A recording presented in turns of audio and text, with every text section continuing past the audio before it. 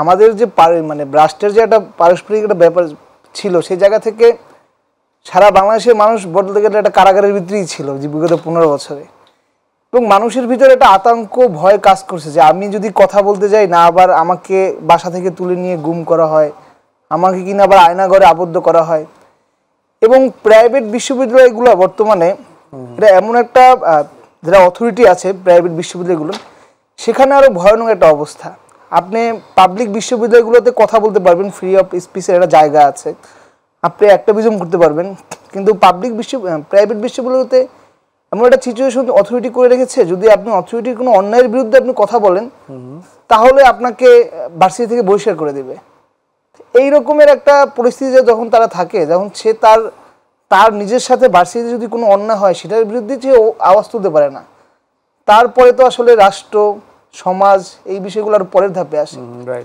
কিন্তু এইবারে যে আন্দোলনটা ছিল, এই আন্দোলনটায় শুরু থেকেই সারা বাংলাদেশের ছাত্র জনতার একটা গণসম্মতির জায়গা ছিল।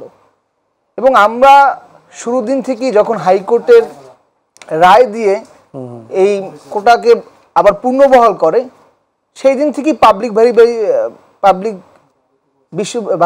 ভার্সিটির সাথে আমরা একত্রতা প্রকাশ করি এবং আন্দোলনে যুক্ত হই পাবলিক লাইব্রেরির সামনে থেকে। এর পরবর্তীতে আমরা দেখি যে প্রাইভেট বিশ্ববিদ্যালয়ের ছাত্ররা আসলে যুক্ত হচ্ছে কিন্তু তারা বিচ্ছিন্ন।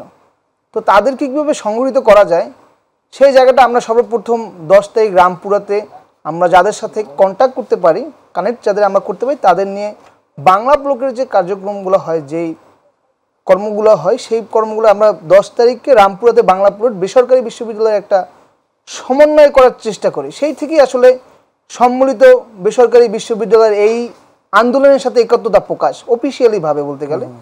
এর ধারাবাহিকতায় পরবর্তী যখন 15ই জুলাইতে ছাত্রদের উপরে ঢাকা বিশ্ববিদ্যালয় সহ বিভিন্ন সারা জায়গাতে নির্মমভাবে নির্বিচারে গুলি করা হলো, আমাদের কয়েকজন শহীদ হলো, কয়েকজন গুরুতর ইনজুর হলো, পাবলিক ভার্সিটিতে জাহাঙ্গীরনগর বিশ্ববিদ্যালয়, কুমিল্লা বিশ্ববিদ্যালয়, ঢাকা বিশ্ববিদ্যালয় যেভাবে অত্যাচার করা হলো সাধারণ নিরস্ত্র ছাত্রদের উপর, সেটা দেখে আসলে আমার মনে হয় না যে বাংলাদেশের কোনো ব্যক্তির হৃদয় কাঁদে নাই, তার মন কাঁদে নাই, তার ভিতরে ক্ষোভের সৃষ্টি হয় নাই।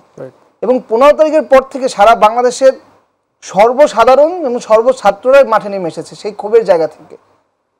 সাধারণ ছাত্ররা একটা দাবি জানাইতেই পারে, তাদেরকে রাজাকার বলা, তাদের উপর এভাবে নির্বিচারে গুলি করা, এটা তো আসলে কোনো গভর্নমেন্টের কাজ হতে পারে না।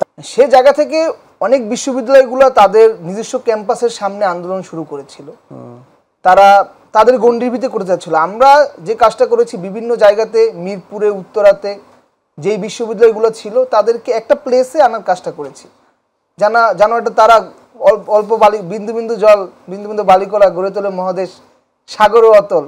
সেই জায়গা থেকে প্রত্যেকে একটা জায়গায় এনে এটা বড় ম্যাচ পিপলের একটা জায়গাগুলো করার সমন্বয় কাজগুলো আমরা করেছি।